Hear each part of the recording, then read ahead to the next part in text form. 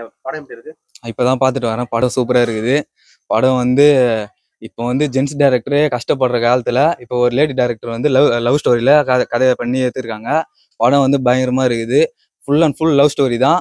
படத்துல வந்து நித்யா மேனனும் ஜெயம் ரவியும் சிறப்பா நடிச்சுக்கிறாங்க. அதுல வில்லனா வர அவர் வினய்க்கு வந்து சூப்பரா பண்ணியிருக்காரு. காமெடி சீன்லாம் பக்காவா இருக்குது. யோகி பாபு வந்து மிரட்டி விட்டுருக்காரு.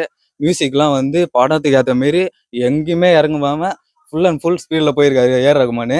படம் வந்து பயங்கரமா இருக்குது. நடிச்சுக்கிற எல்லாருமே சிறப்பா நடிச்சுக்கிறாங்க.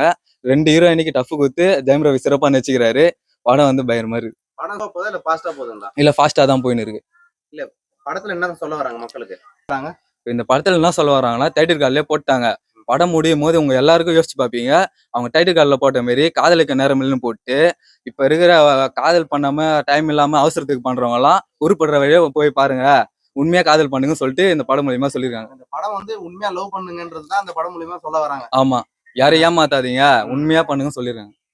ஏன்னா ஜெயக்குமார் ரவி அவர் படத்திலே பாத்தீங்கன்னாக்கா அவர் பர்சனல் லைஃப்ல ஏகப்பட்ட ப்ராப்ளம் இருக்கு. அது மூலியமா இதெல்லாம் சொல்லியிருக்காங்க அந்த படத்துல. இல்ல, இது கதைக்கு ஏத்த மாதிரி தான் நடிச்சிருக்காரு.